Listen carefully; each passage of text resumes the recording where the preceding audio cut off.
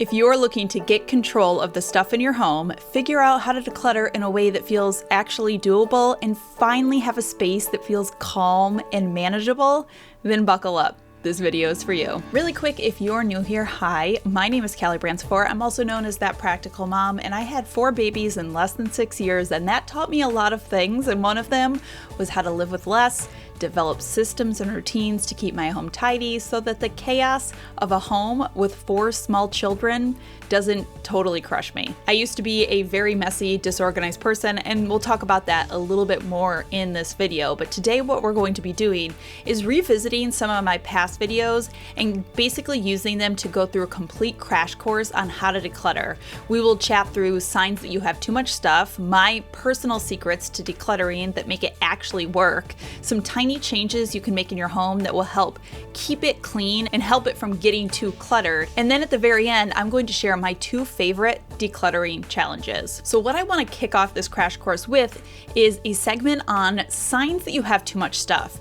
If you're not new to my channel, then you have probably followed me over the last few years of going through a journey of learning how to be a more tidy person, how to have less clutter in my home. I've told you guys the story a million times that I just used to be so much messier than I am right now. I used to feel like I had absolutely no control over my home or my stuff. I felt like I just couldn't manage it. It was taking over. And so I really wanted to start by chatting about the indicators that really kind of pushed me over the edge to help me realize that it was time to get control of my stuff. These are also indicators that I still use in my day-to-day life now that let me know if a space is starting to get out of control, if there's a space in my home that is starting to get cluttered and it needs my attention or just a good purge. So let's dive into 13 signs that you have too much stuff. Sign number 1 that you might have too much stuff is you think about your stuff even when you can't see it.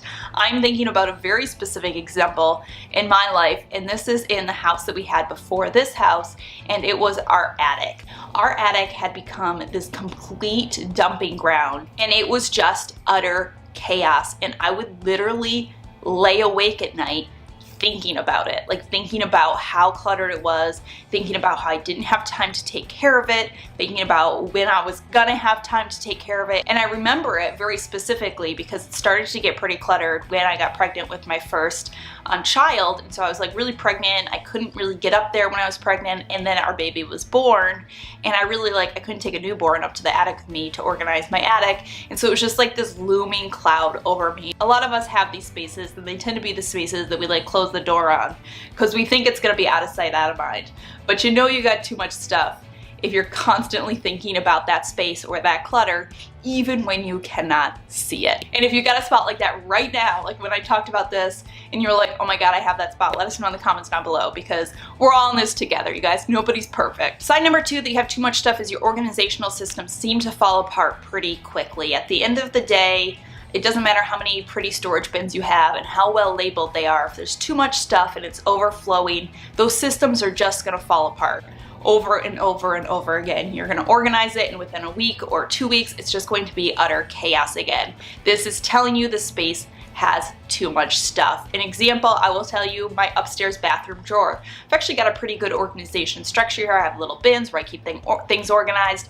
I know this space is getting too cluttered when the organization system in that drawer has fallen apart. It tells me it is time to declutter that drawer. Number 3, you have piles. Oh, piles. We all know piles, right? We like create piles, and then the piles get married to other piles and they become bigger, larger piles. And when you make piles, it kind of makes you feel like you're cleaning and you're tidying, right? But the truth is, you haven't actually gotten rid of your clutter. You just like put it into a neat little pile and then you've put it somewhere. If you've got piles, you got too much clutter. Because at the end of the day, the only reason that you create a pile is because the stuff in that pile doesn't have a home that it belongs.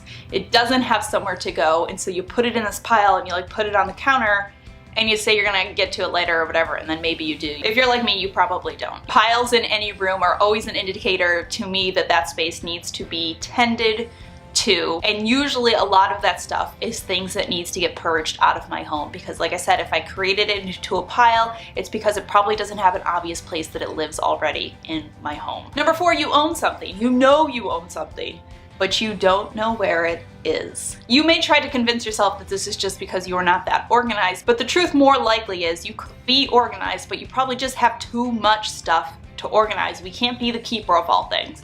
It would literally be a full-time job to try to maintain an inventory and keep all of these little tiny pieces like organized and in their place all the time. If you very often know you own something and very often cannot find where it is, or you don't know where it is, it's probably because you just have too much stuff. You don't have time to organize and maintain it. And I think it's really funny because I feel like a lot of the times we keep things, like one of the main reasons we develop clutter is because we keep things because we think we might need it, right? We hold on to something because like we just might need it for some project, we might just need it for some event we're going to, and we end up with all of these might need products and items, and then when we do finally might need that product, we have no idea where it is because we got too many other might need products to sort through.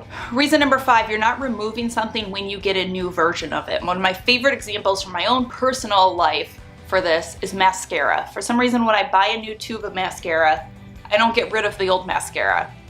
I've been trying to get better about this. Like, I don't know why, because I'm like, it still has a tiny bit of mascara in there. I don't know. This can come up for lots of things. Maybe you buy a new can opener and you didn't get rid of the other can opener. You bought a new one, you don't need the other one. Just in general, you really want to be thinking about getting rid of something if you've brought something new in to replace it. It is very hard for you to have people over unannounced, specifically because like you feel embarrassed by how much stuff is out. I would say one of the biggest motivators for me in learning how to get my house more tidy, or to keep my house more tidy and more organized, was the fact that I hated that if somebody came by unannounced, I would be embarrassed that they came into my house and they saw the total mess that it was.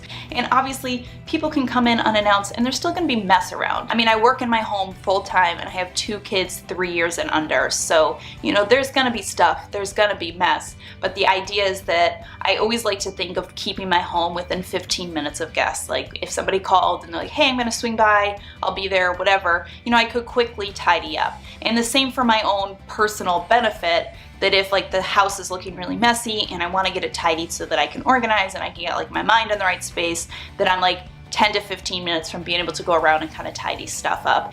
You have too much clutter if it's going to take you way longer than that to get ready. It used to take me, like I would need a day's notice before people would come to my house. Your laundry takes forever. This is, for me, if my laundry starts taking forever, like I just finish a load, I put it away and my basket is already full, that is an indicator to me right there. It is time to do some clothing purging. You should not own so many clothes that your closet is full and your laundry basket is full and you're just always doing laundry all of the time. Sign number 9 that you might have too much stuff is you feel like you just never have time to clean.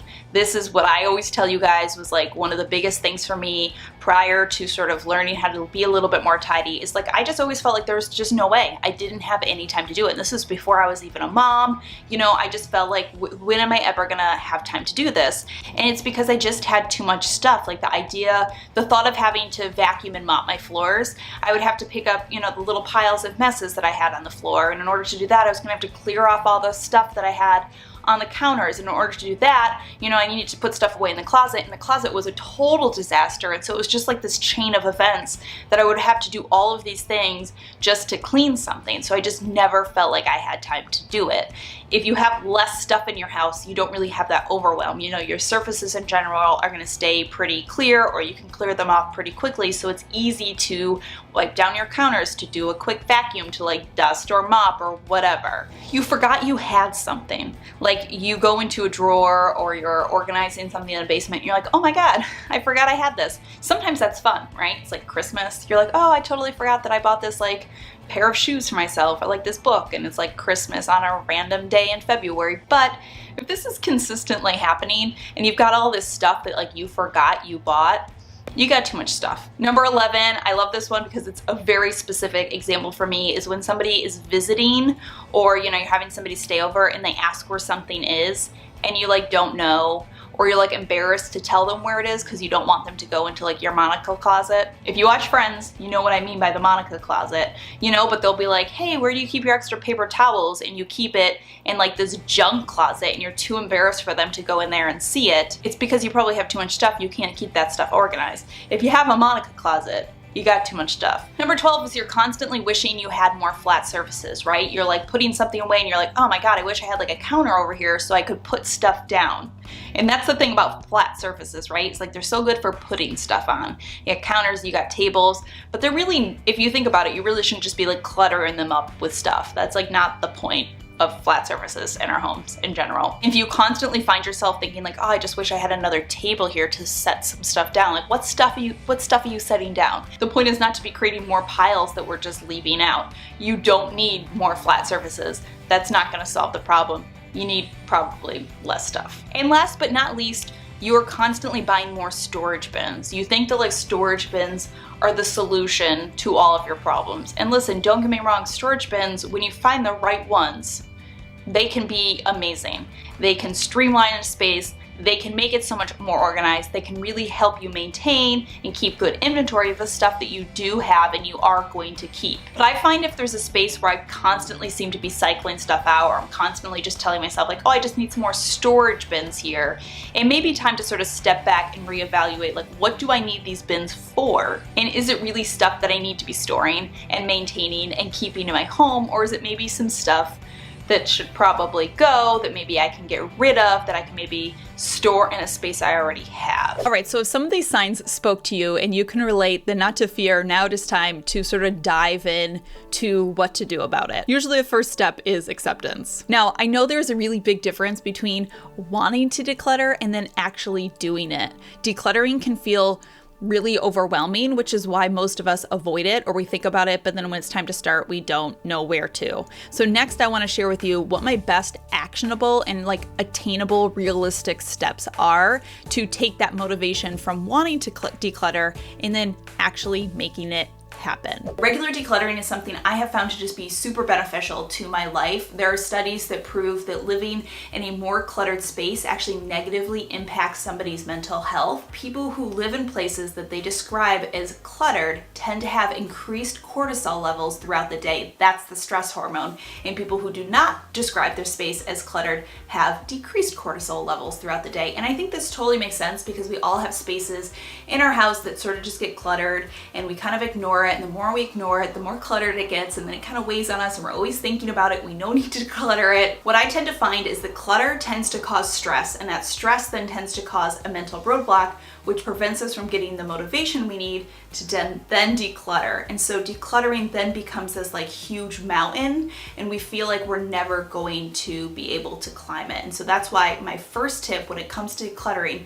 is to realize that it actually is not that big of a mountain, and it's actually not going to take as long as you think that it's going to. I think a lot of us, when we think about decluttering, we tend to think of like that show Hoarders, and it needs to be this like huge process, when in reality, instead you can break decluttering down into much smaller tasks. By breaking your decluttering into just small little tasks that you do every single day, it makes it way more attainable than trying to do like a full house or a full room declutter at a time. So my suggestion is to keep a running list of places that need to get decluttered, and I want you to think really small and really specific. So instead of saying I need to declutter the kitchen, you want to say I need to declutter the kitchen utensil drawer, or the kitchen island, or the Tupperware cabinet, or underneath the kitchen sink. The point is you want to make a list of small, specific things that need to be decluttered, and then work on just tackling one a day or even 2 or 3 a week. By doing this, we're just making decluttering feel so much more attainable. I think we all agree that we can spare 5 to 8 minutes somewhere in our day, so it's taking this sort of like mountain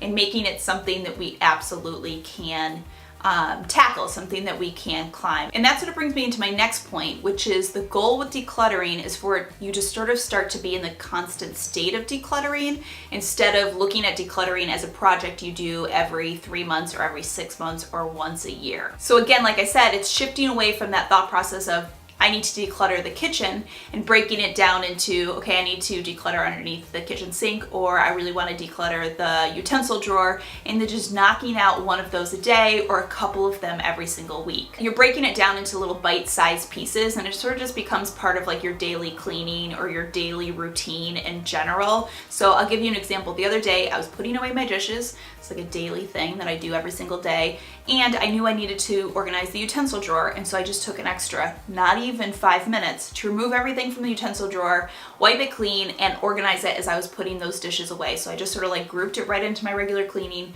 literally added less than 5 minutes to putting away the dishes, and the utensil drawer got nice and organized. Another example is I was putting away clean towels underneath the kitchen sink, and I noticed it was getting a little cluttered there. So I took 8 minutes to just quickly organize while I was in there, get rid of bottles of old cleaning stuff that I wasn't using anymore. When you work on tackling small little tasks constantly throughout the day and week, they don't build up into this big mountain of a task that causes you that stress. Let's move on and get a little more specific and talk about decluttering specific areas in our house. And let's start with the closet. I think a closet is a place that pretty much all of us at some point feel like is too cluttered. We feel like it's bursting at the seams. I know in my life, I spent a lot of time with a closet that was just like a total hot mess. And even though it was chock full of clothes, I always seem to open it and never have anything to wear. And that's why now I'm a big believer in streamlining your closet to be full of things that you actually need and not clothing that you just think you need or that you want. And I actually have an entire video all about this, how I decluttered my closet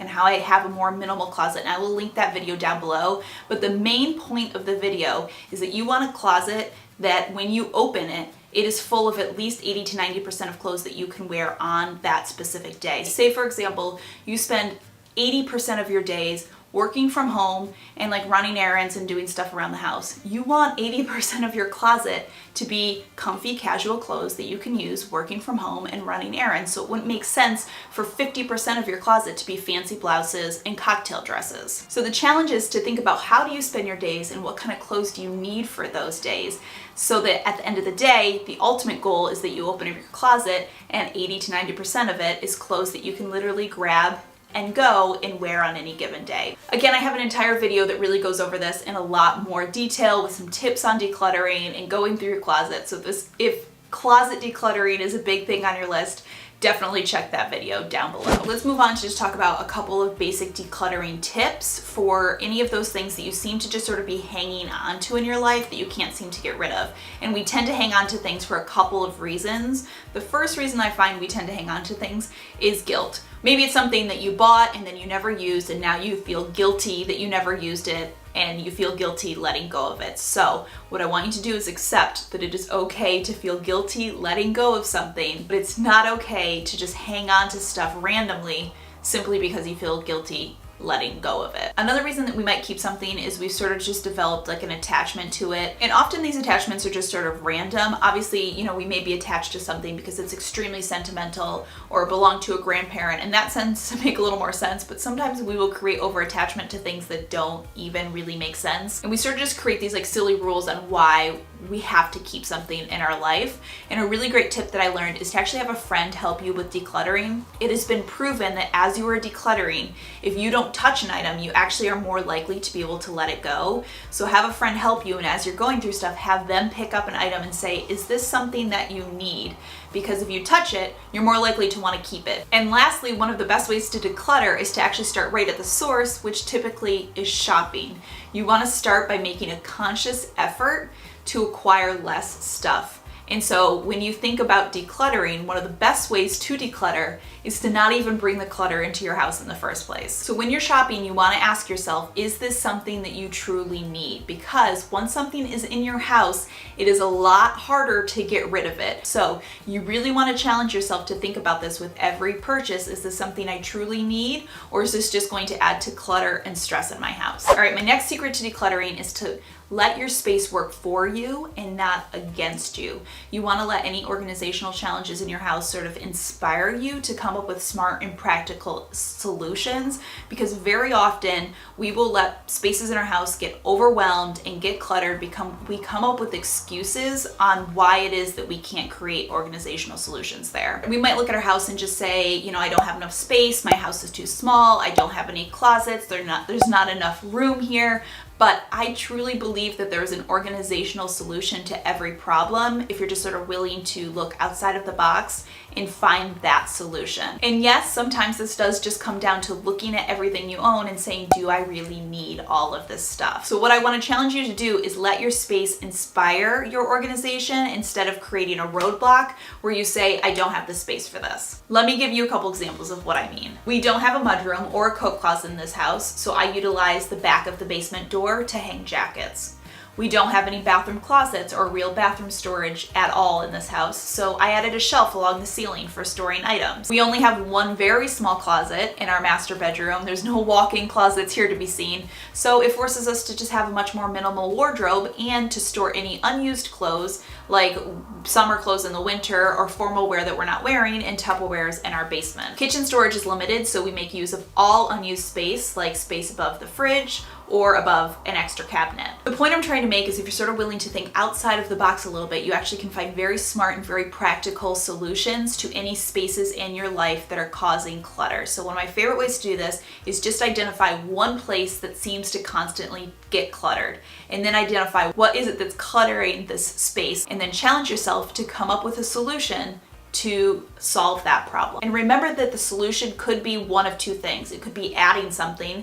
Maybe you need to add a basket for storage or some type of shelf or hook for storage, or it may involve changing the way that you do something in your house. For example, going through mail the minute that it comes home so that paper doesn't always accumulate on your kitchen counter, or only bringing laundry up to your bedroom when you are ready to put it away so that clean laundry isn't taking over your bedroom. All right, my next trick is one of my favorite ones to use. I use it every single day, and it is called the 15-minute trick or hack, 15-minute solution. I don't know, it doesn't actually have a name. I'm just naming it right now on the fly. But I find that very often when it comes to decluttering something, the number one problem isn't actually decluttering it, but it's finding the motivation or want or time to do it. And so what I use is this 15-minute trick where I just set a 15-minute alarm on my phone. I also highly suggest that you put on some happy, upbeat music because it totally helps. And then you just tackle everything you can in that 15 minutes. And the reason this works is most of us agree that we can give up 15 minutes somewhere in our day. It doesn't feel like we're giving up too much time. We know that when the 15 minutes is over, we can go do whatever it is we want to do, sit on the sofa, scroll through TikTok, watch TV, take a nap, whatever. But at the same time, you will be so surprised how much you can get done in 15 minutes. I often find that I can complete an entire task that I wanted to do and then maybe have time to even start another one in those 15 minutes. Okay, my last and final hack is called the flat surface rule. Flat surfaces are things in our houses that tend to become the most cluttered.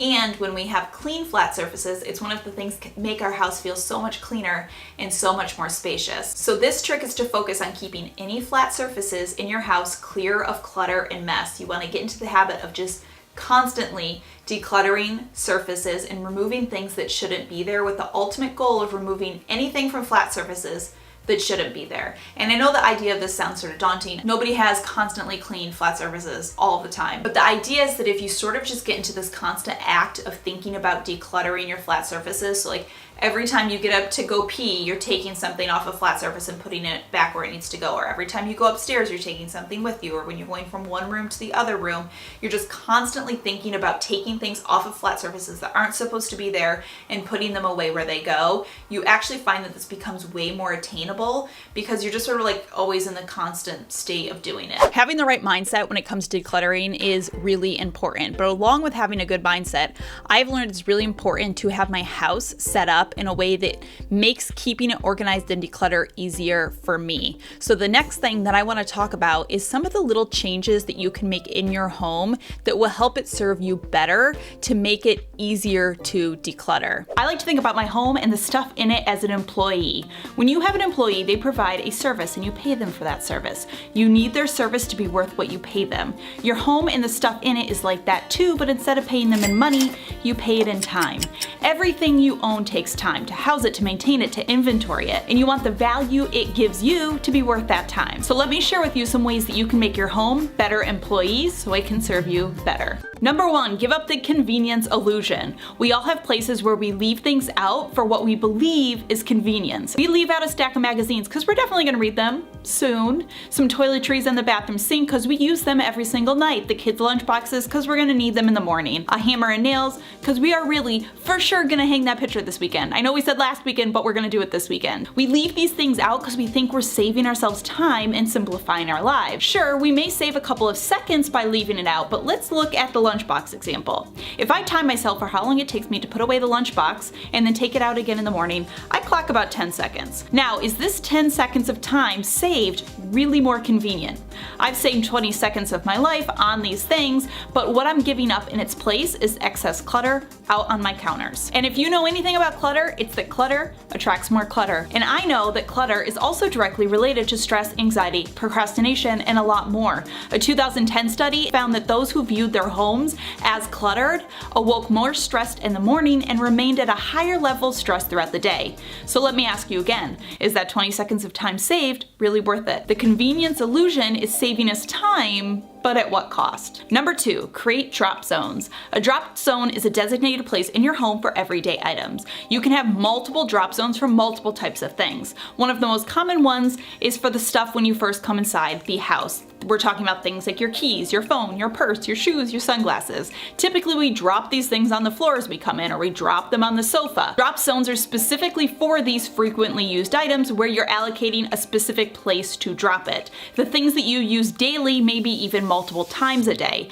The items in your home that need a drop zone will become very apparent to you. You do not need to seek them out. These are the things that constantly end up on the floor, by the door, piled up on the counters. In my home, it's my kids' school stuff, right? Their lunchboxes, their bags, their jackets, the paper, the stuff coming in every single day. And then my husband and I's tech stuff, like our phones, our laptops, our chargers, we're constantly bringing those from his office, from my studio, into the kitchen. And then shoes. Always, always, always there's shoes. Once your items that are in need of a drop zone have become very obvious to you, you'll want to create an easy drop zone for them, a place that you can drop them in like 10 seconds or less. Going back to my point of the convenience illusion, you want it to be easy enough to access so that it's more convenient to put them away than to leave them out. For the tech in my home, I have this acrylic stand to house all of them. I invested in a few wire management items to keep my cords from laying out all over the place. Now for my kids stuff, I have a drop zone right by the back door for shoes and jackets. Then I have a second drop zone for the lunch boxes in the kitchen, and this is behind the basement door, which is in our kitchen. Now an effective drop zone doesn't have to be fancy. The key here is functionality over being Pinterest perfect. If it's not quick and simple, you're not gonna stick to it. The key is right in the name, drop zone. You should be able to quickly drop the things off or quickly hang them. Number 3, focus on function over perfection. So on that note, the next thing is to make sure that you focus on function over perfection in your home.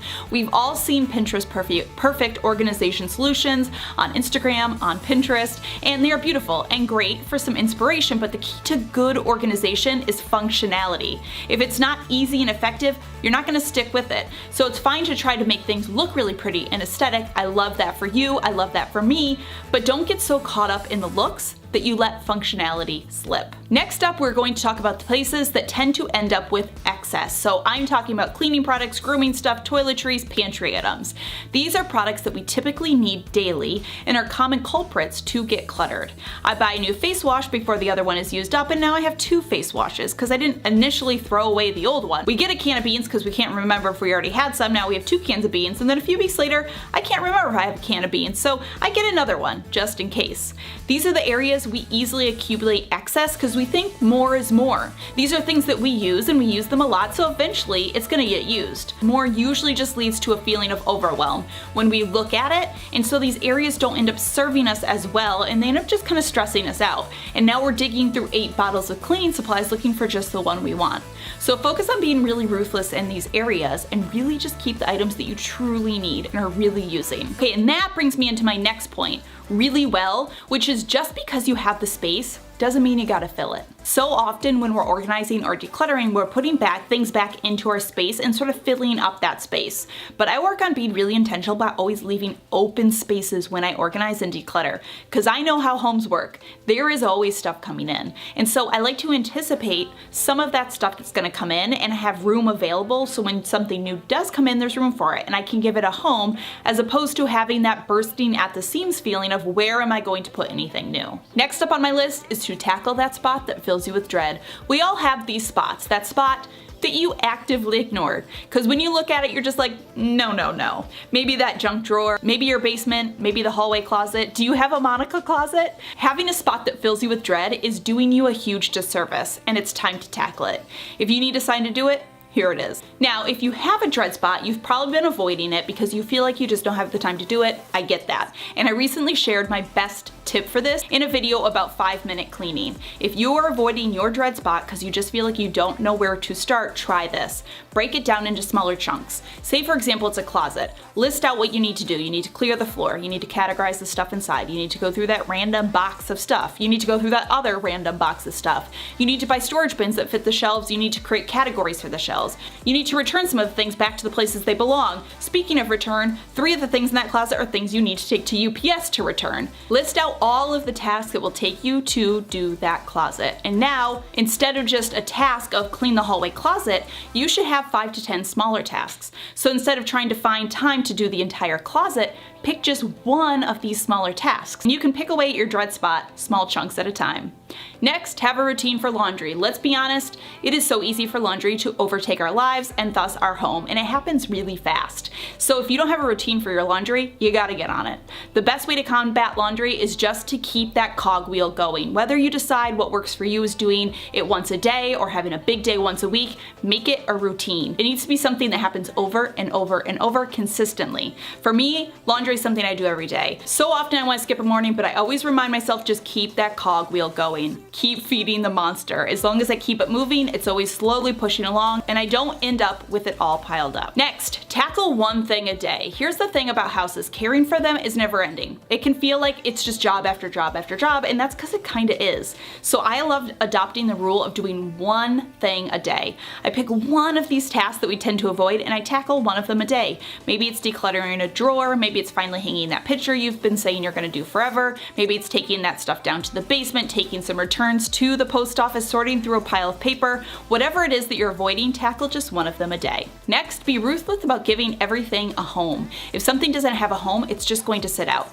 So get really ruthless about having places for everything. By giving things homes, it ensures not only that they just aren't sitting out, but it also makes tidying a lot faster. It helps us create limits for what we have and what we bring in. By creating homes for stuff, we say, okay, I'm allocating this space, whatever it is, to like, I don't know, pens, okay? And now this is the only space that I have for pens. I can't bring in more pens to my home unless they fit here.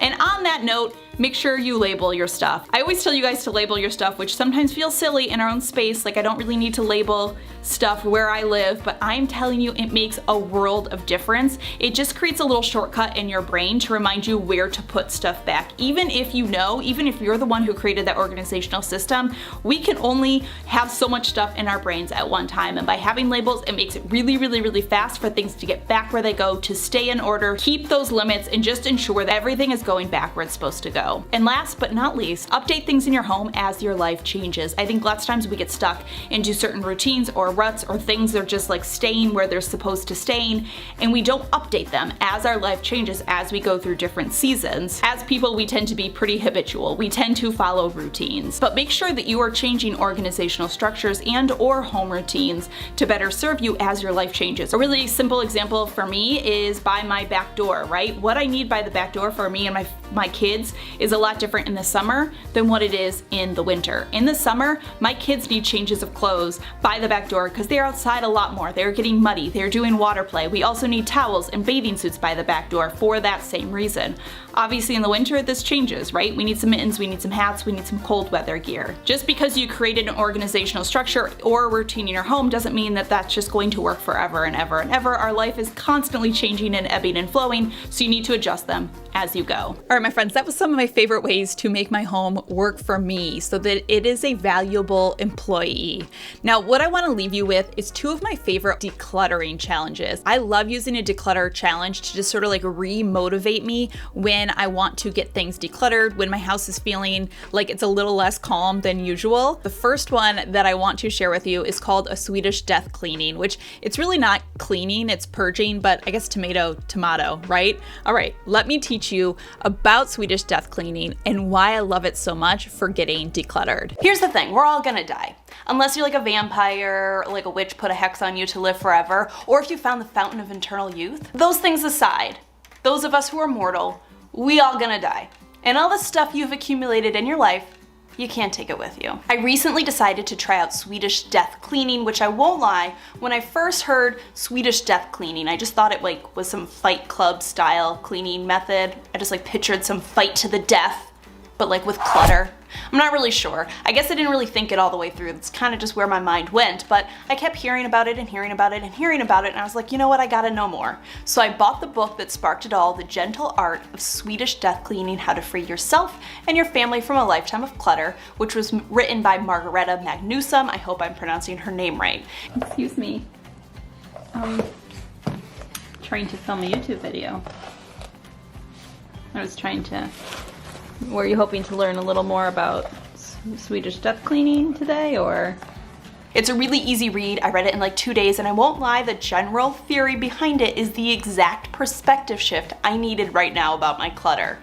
If you've been watching my videos for a while, you know I'm a big believer in daily decluttering. I believe in doing a little bit every day to keep your space tidy and organized and free of clutter, and it works really, really well for me. But eventually, even with daily decluttering, every home needs a good deep declutter, and this is a time to just tend to those spaces that have gotten away from you, and you're not really sure how or why, but it happened. This is reality, you guys. I make videos on YouTube about helping you guys get more organized and more productive, and yet this is currently how the dresser in my son's room looks, because this is just reality. So what is Swedish death cleaning? Well, it's the basic idea that eventually we're all gonna die, and we don't want our stuff to become a burden on our loved ones once we're gone. In Sweden, there's this kind of decluttering called, and I am sure I'm going to mispronounce this, but it's do standing. Do meaning death and standing meaning cleaning. And it's the process usually started between 50 and 65 years old of clearing out unnecessary things so that when you are gone, your loved ones aren't left to sort through it all. And when you look at the definition just that way, it may seem, well, polite, a little bit morbid, but it's actually an extremely peaceful and freeing process, and it can be adopted by anyone at any point in life. The real idea behind death cleaning is just to unburden yourself from your clutter. The origin has to do with decluttering in old age so that your clutter doesn't become a burden for someone else, but the practice is really about the process of letting yourself let your stuff go. And then, we've got 2 baskets, an empty shelf. Doesn't seem too cluttered, but the truth is, this basket here is just full of just nothingness. Just a bunch of stuff that I didn't know where to put it. All right, let's take a look into the mystery basket, shall we? We have a Halloween costume. I actually did save this because I think I may use it. We used it for this year's Halloween. I think I'm going to use it for next year's Halloween, so I am going to save this one. This was a piece of Miles' Halloween costume. We're never going to use this again. I had to glue all over it to make him a scarecrow. So this one has got to go. Why am I keeping this? All right, we got some kids' stuffed animals. We're going to put this in the kids section. Figure it out later. It's a bag with his name on it. Will we use it? I don't know. I'm going to put this in the think about pile. Oh, this is a good one. This is something only somebody who has toddlers will understand. My child hates when books have jackets. I've tried all sorts of tricks. The books might be cold if they don't wear their jackets. There's a piece deep down inside of me that is these books should have these jackets on them. I was a teacher for a long time. It kind of bugs me, but I don't really need to keep a bunch of just paper jackets that now are all wrinkly and gross because they shoved them in this bag. These books are still functional without these jackets. We can probably let them go. Miles has been asking for this toy for about 3 weeks. Now we know where it is. Random piece of fabric. Oh, look. You thought I was joking. More book jackets. You hid them all the way in here. They're good books, but Callie, they work without the jackets. Gotta let go of, this need and desire to keep these because I think the books need them. And let it go. Oh, good. An oven mitt. That makes sense in a toddler's room. Alright, so much better. Now the basket that's in the toddler's room actually just has toys in it, which is what it should have and what it was originally designed to be, a basket of toys. Throughout life, we become burdened with stuff, with so many things. So much stuff accumulates in life, and I always say the biggest issue with clutter in our life is that we have so many methods in which things enter our home and very few methods in which they leave our home.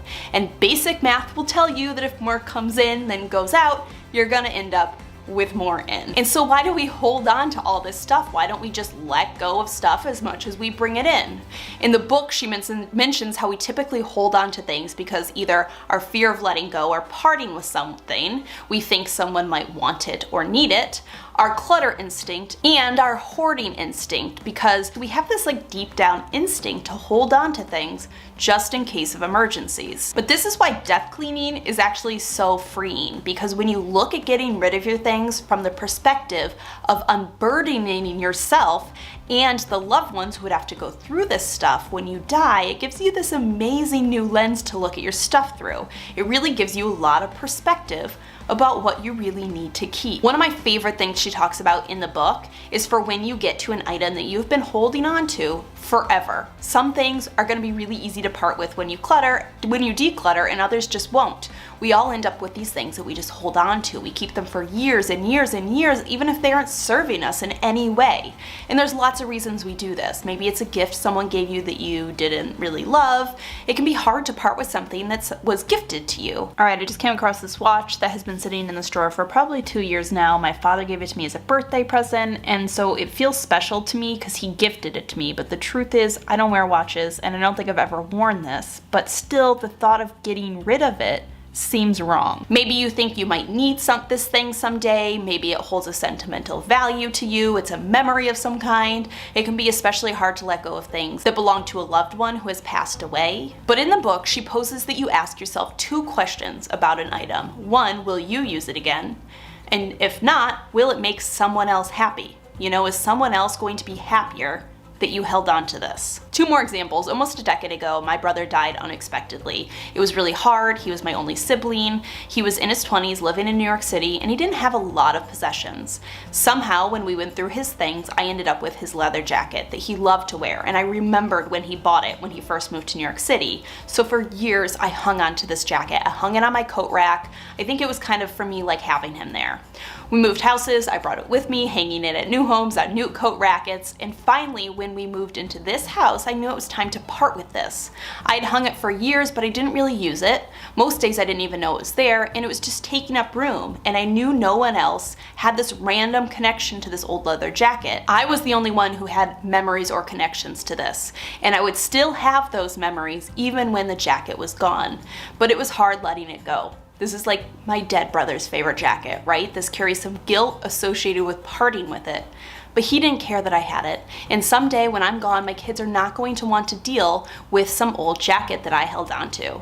I had so many other important things to remember my brother by that my kids would want and that I could keep. Another example, sort of on the opposite side, is hanging right in my Christmas tree here. My grandfather passed away this fall, and my mom used some of his old clothes to make ornaments. He loved cats. He always had at least one.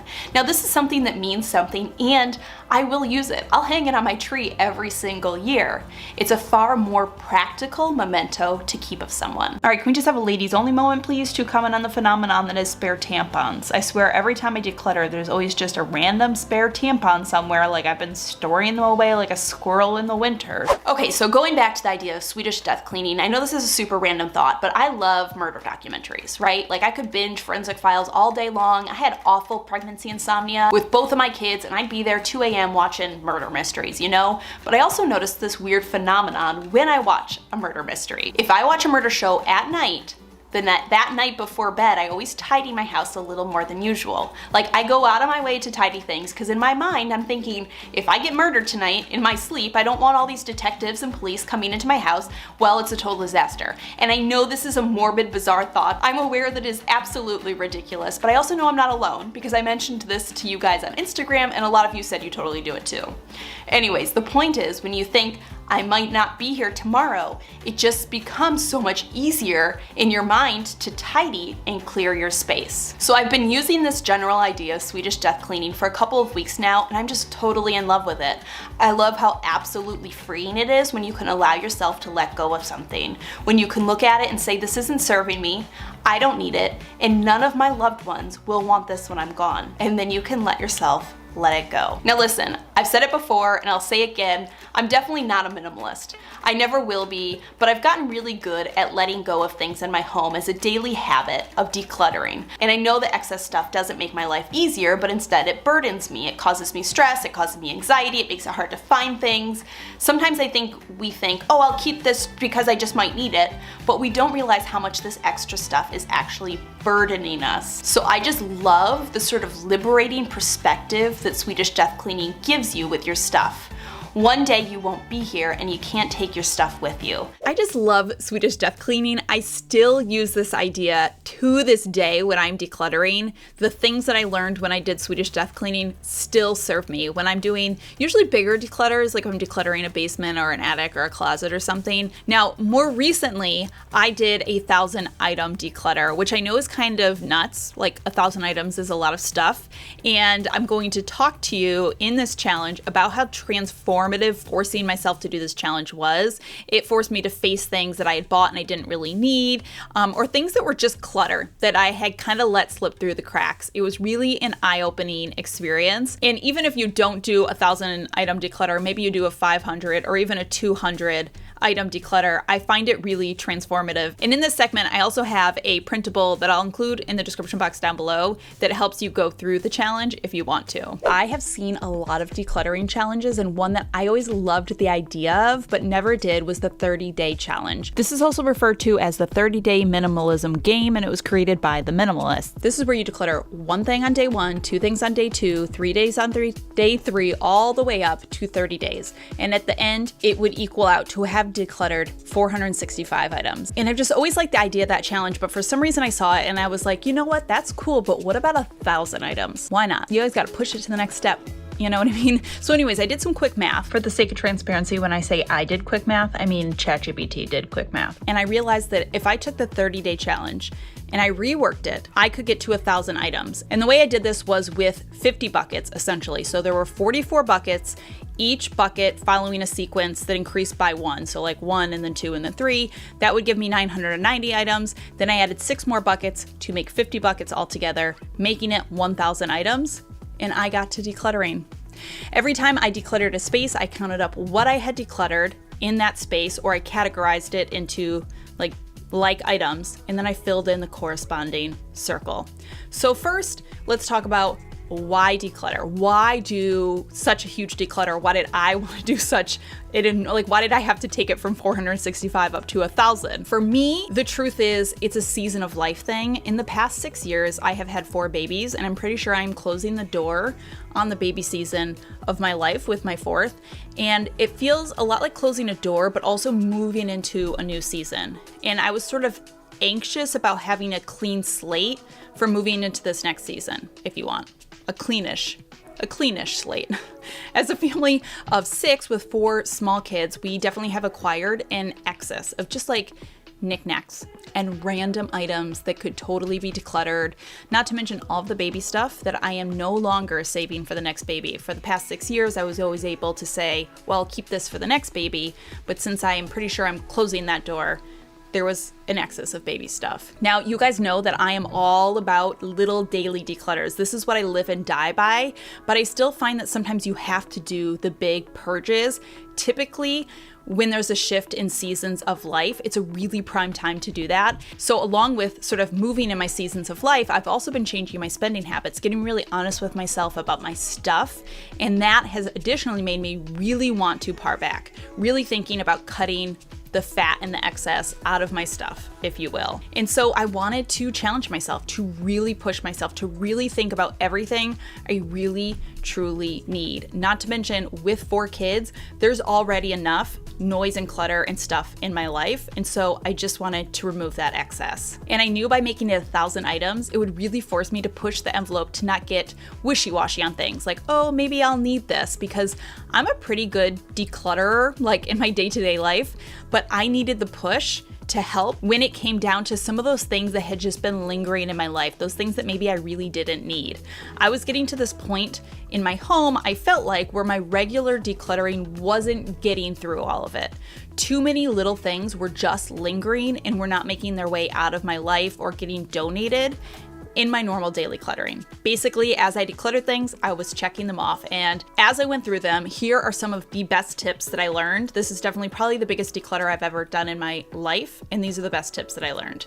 One, having a declutter bin was really key when doing this challenge. I kept this bin in my living space, so whenever I came across a random item to declutter, I could throw it in here. When it got full, I would count and categorize it, throwing away trash and then getting donate items to where I was donating them. This was really helpful in the process, and honestly, I think I might just keep a bin like this in my life all of the time now. So a note on that, by the way, when it comes to categorizing, is I found as you go through your stuff, in my experience, you're going to come across 5 different kinds of items. You're going to have your donate giveaway items, you're going to have your trash items, you're going to have your recycle items, you're going to have your store away items, and you're going to have your put away items. The last 2 items are not things you're decluttering, but as you declutter, you're going to tend to them. So you're either going to store things away. These are things that don't need to be. So maybe like when you're going through your kids' clothes, if you have clothes you're saving as hand-me-downs for your next kid, you're gonna store those away. The put away category is for the things that have a home, but they just need to get put away. So as you are decluttering, you can go ahead and take the stuff that's not trash, donate, recycle, and you can put it away where it belongs. That leaves us with donate. The problem with the donate section I found when it comes to decluttering is sometimes finding out how to donate or give things away can be a challenge.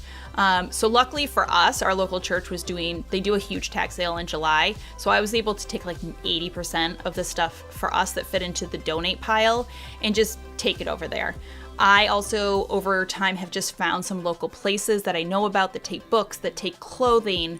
So some of it may require asking around where other people donate things. There are no-buy groups on Facebook. I'm kind of new to them, but basically it's just a group of people who will post things that are free online. Sometimes we want to give things away to friends, and it's worth shooting a text to people, but I find that if it's going to make the item linger around for too long, or it's going to take too much of your time to really sort through it to get it to those people, just donating it is so much easier because it just allows it to come off of your space, especially if you're doing a really huge declutter, like 1,000 items. You don't want to be managing 8 million different piles for 8 million different people. What I find about doing a really big declutter like this is it's going to force you to address a lot of things. Where when you do little declutters day to day, it's usually a lot of like the more obvious stuff. It's like the easy things to declutter.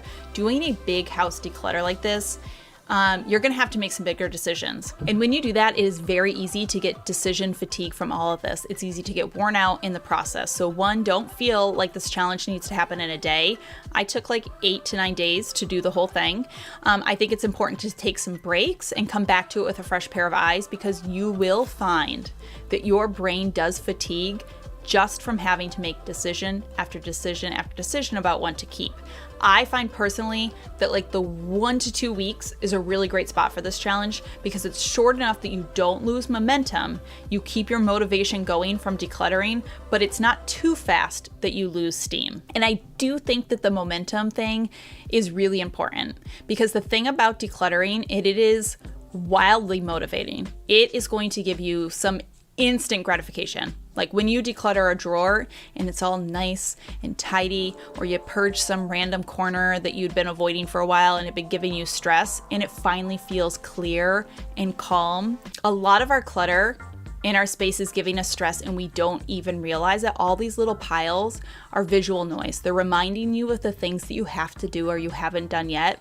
That can stress us out. And I think we can all relate to that feeling of like walking into a room or seeing a space that we've been neglecting and just instantly feeling on edge. And so using that momentum, that good feeling from decluttering a space and like keeping it going is really important. And as far as the decision fatigue, I have a handful of questions that I keep in my back pocket that I use when I'm doing ruthless declutters. I've tried a lot of questions over the years of decluttering, and these are my favorite ones. So the first one is, did I forget this existed?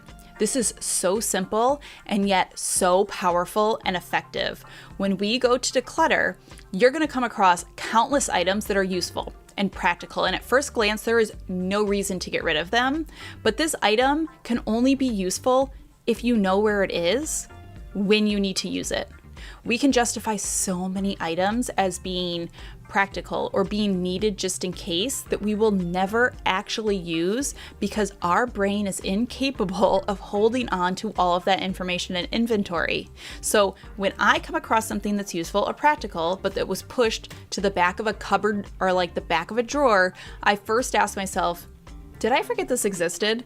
And if my answer is yes, I usually get rid of it then. If I'm still wishy-washy, I might ask myself, okay, will I actually need this in the next 3 months? What I am trying to tease away from myself is the truth that even though this item could be good and useful and practical, I haven't used it, I forgot it existed, and I probably am not going to use it in the near future. It's making it easier for me to say, okay, I can part with this. I often remind myself that my home does not need to be a storage unit.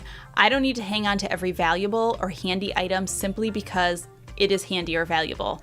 A really good example of this came up for me when I was decluttering in my kitchen. I have a handful of things that I use in my kitchen that I truly like, right? Gadgets or items that I legitimately find to be good. So this veggie chopper is the perfect example. I love this veggie chopper. It cuts, it dices, it slices. I genuinely like this item, but I almost never use it. Whether it was because I just didn't cook enough food that needed this item, or because I'm usually just in a rush that I grab a knife instead because I think it's faster, whatever reason, I don't know what it is because I legitimately like this item. I could only think of 2 or 3 times in the last year that I'd used it. And this is why decluttering can be so hard, because we can look at an item and deem it purposeful, but it might not be purposeful for us. So you really need to think critically about your stuff as it relates to your life. Sure, it's a really great item, but are you actually using it? Which is another tip to make sure that you're not keeping things for your fantasy self. Many of us buy things with good intentions for how we want to use it, or we see ourselves using it, or we see other people that we look up to using it, but it doesn't fit who we really are.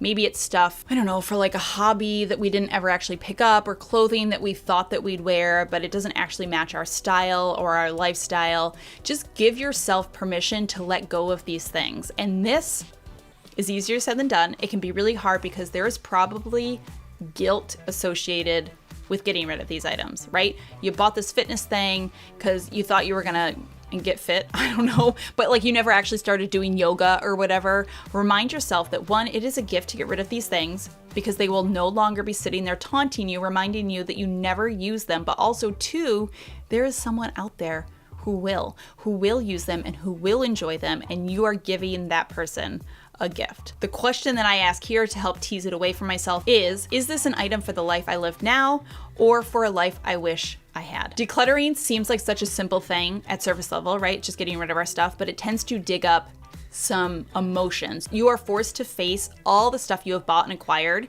You'll experience regret for the things you bought and never used. You're gonna feel shame for buying excess or things that you didn't need, remorse for getting rid of stuff, guilt for things that were gifted to you and you wanna get rid of, overwhelm for not knowing like where all this stuff even came from in the first place and how you're ever gonna go through it. But you are also going to stir up positive emotions. You're going to feel satisfaction in seeing the results. You're going to feel empowerment for taking control of your space. You're going to feel calm from the tidier, less visually noisy space. Relief from finally letting go of things you've been holding on to. So what I say is try to lean into the good emotions when your challenging emotions sort of flare up. So when you feel shame, remind yourself of the calm that you're gifting yourself by parting with something. When you feel overwhelmed, remind yourself of the feeling of relief you will get from decluttering. When you feel regret, remind yourself of the empowerment of taking control of your space for what you need now, not for what somebody else needs and not for what you needed 10 years ago. Okay, a few other questions that I love to ask myself. The next one, would I wash poop off of it? This is such a great, like, down and dirty question, like literally and figuratively. I wish I could remember the source from where I heard this first, but it's stuck in my head and I use it all the time. Basically, I remember the story was this woman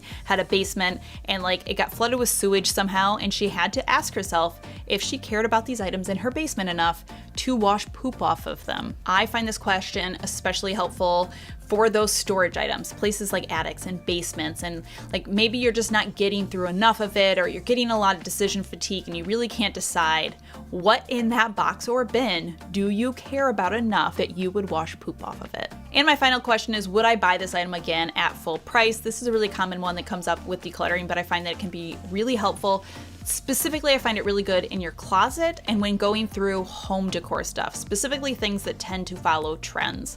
A lot of these items can linger simply because we own them, but trends come and go, and your personal style has changed, and it will change. You don't need to keep something simply because it works. Part of what makes decluttering feel so wonderful is the feeling of having your space back when you're done, and it like physically feels lighter and easier. You feel in control, and it should match who you are now. So letting yourself go of something simply because it still just works but doesn't match you. So I was able to declutter 1,000 things from my home in about a week, and it was truly an amazing experience. Having the challenge of my buckets to check off really was super motivating, really pushed me to get rid of things that usually I would just kind of let linger or I would hang on to, but it really forced me to be ruthless.